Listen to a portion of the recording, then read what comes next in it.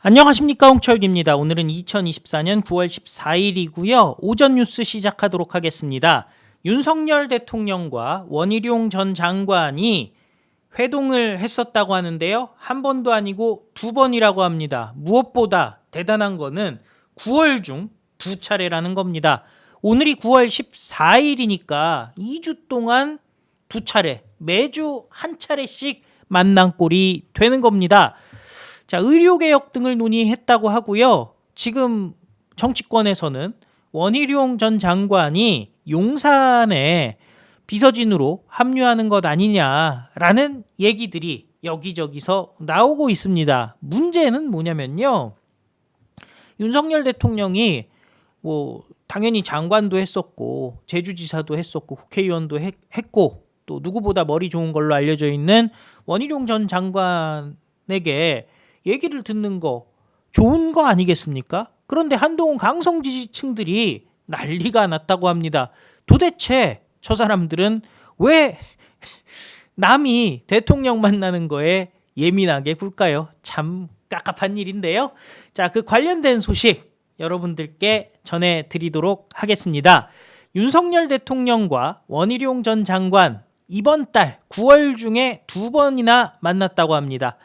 자, 용산 행설이 모락모락 피어오르고 있다라는데요. 의료개혁 관련 이야기를 나눴다고 합니다. 당연히 향후 역할을 두고 여러 가지 해석들이 나오고 있습니다.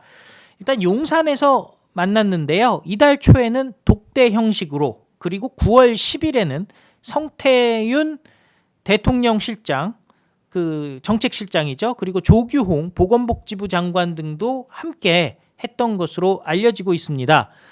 여권 관계자, 국민이 체감할 수 있는 의료개혁을 주제로 다양한 의견이 오갔다고 들었다라고 전했습니다.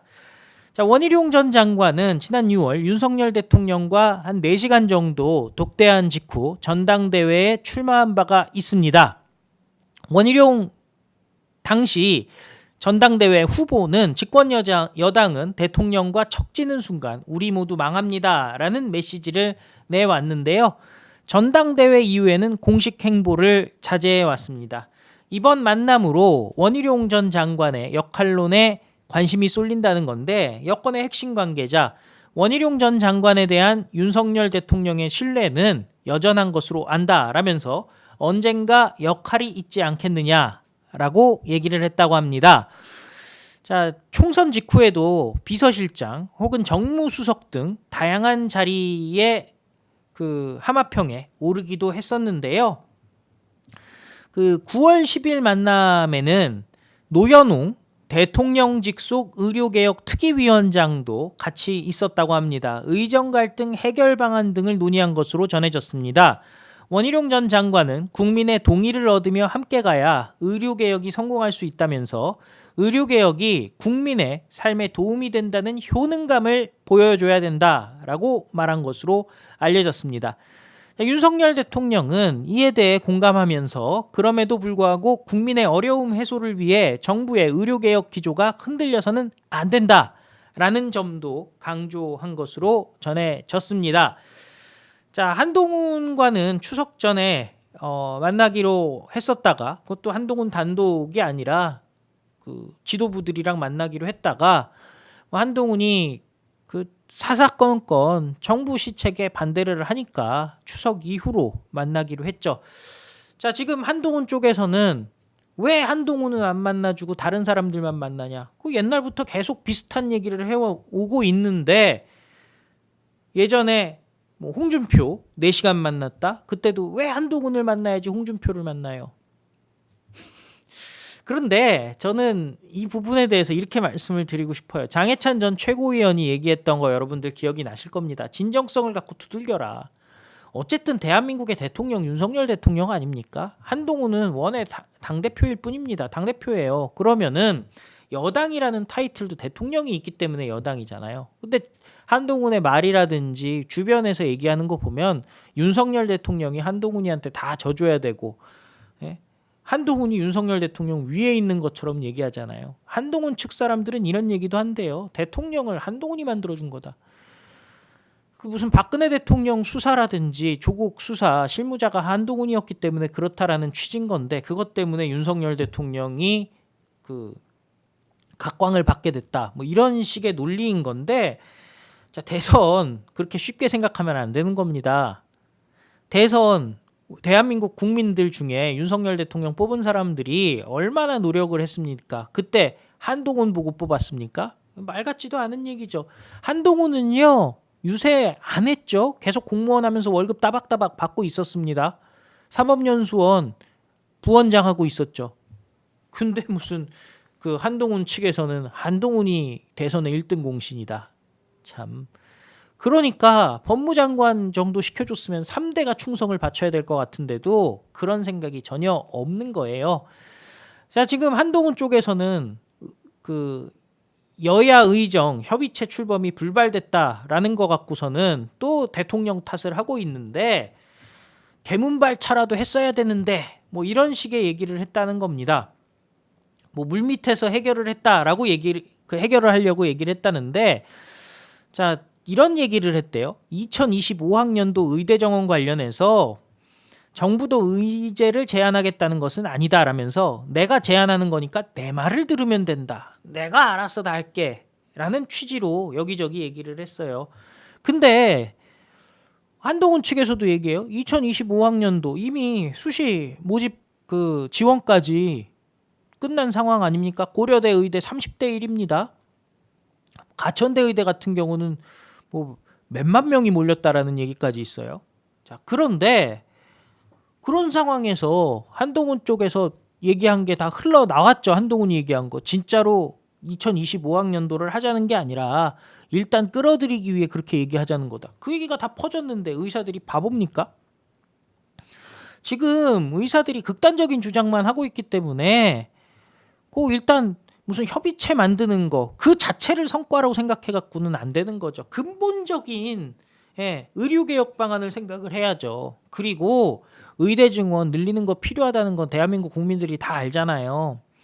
근데 앞뒤 없이 또 유예하잖아요. 그러면은 절대 의대 증원 못 늘립니다. 자, 한지아는 이렇게 얘기합니다. 내가 수석 대변인이고 당대표의 얘기는 당의 공식 입장이다. 의료계 단체가 문제 삼는 정공희 대표의 소환 조사와 관련해서도 우리가 강하게 얘기를 했다. 뭐 이렇게 얘기를 했어요. 이 얘기가 무슨 얘기냐면은 한동훈이 그 수사 소환하지 말아라 의사들 얘기를 했다는 거죠. 한덕수 총리한테 얘기를 했대요. 협의체 하자면서 왜 자극을 하느냐. 그게 당의 공식 입장이라는 거예요. 당대표가 얘기하면은 그게 공식 입장이다. 이게 한지아의 주장입니다. 하지만 추경호 원내대표 그게 말이 되느냐. 뭐 비공개 수사하면 되는 거지. 수사 자체를 못하게 하는 게 말이 되냐라고 얘기를 했죠.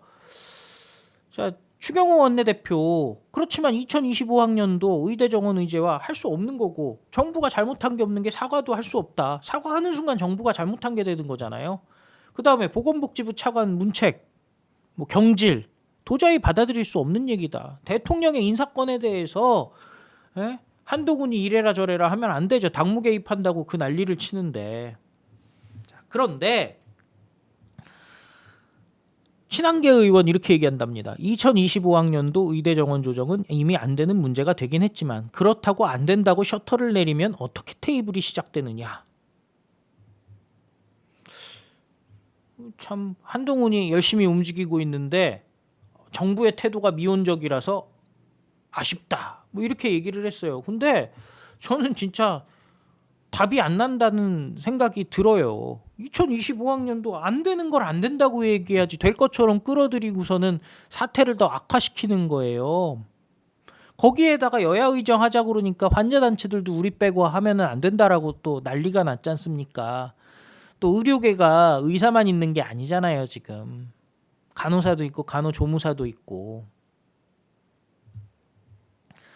그러니까 어떻게 보면은 그 환자단체에서는 심지어 지금 의료계 행동 블랙리스트라든지 이런 게 살인 행위나 마찬가지다. 이런 얘기까지 나오고 있어요.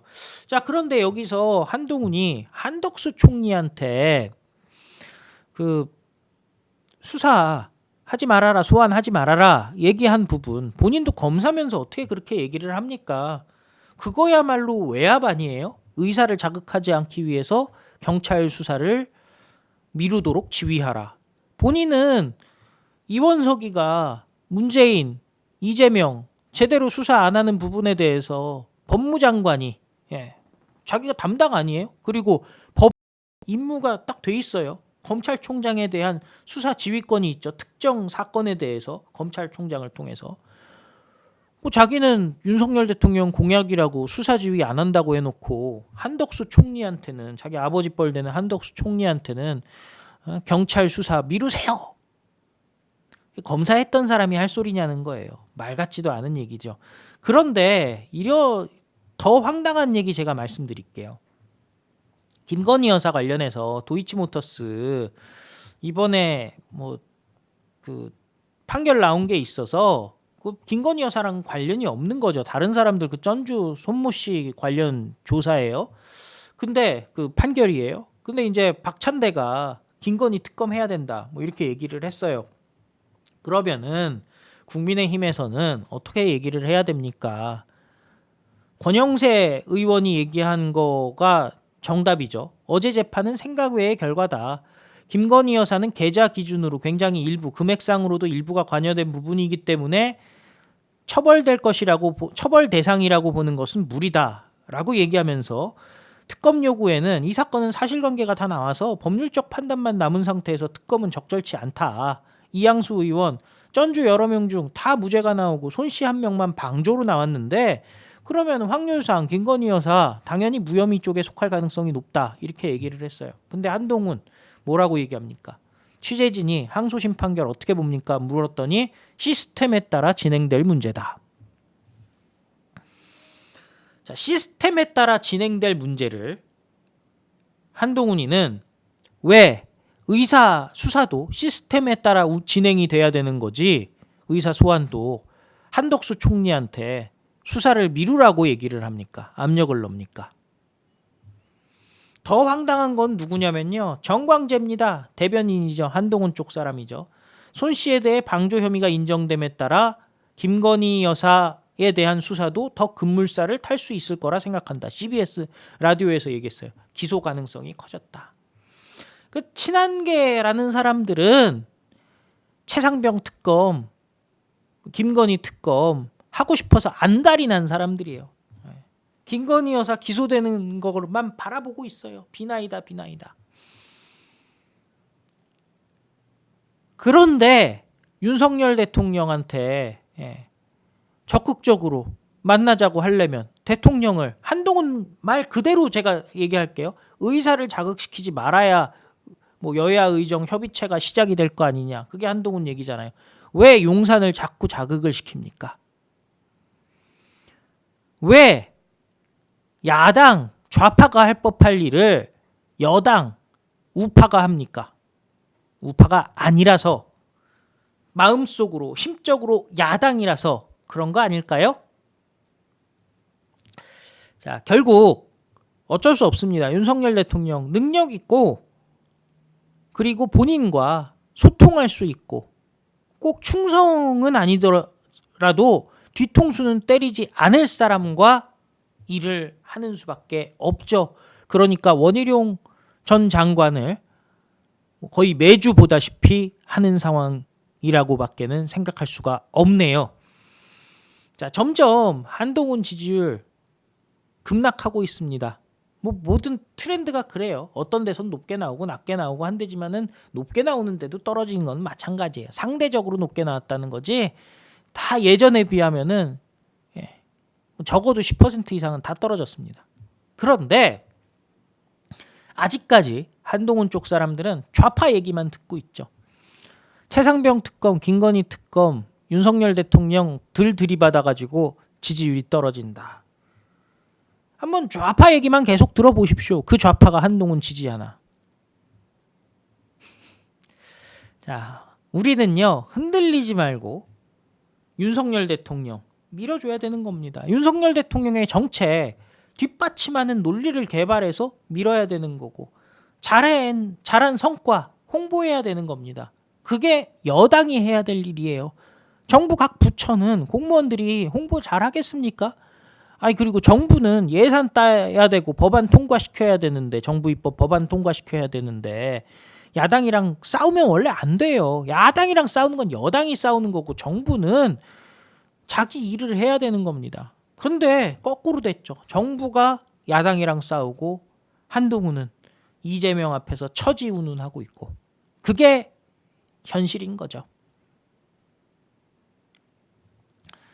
빨리 한동훈 끌어내리는 게 대한민국 바로 살리는 길이라고 생각하는데 여러분들 어떻게 생각하십니까?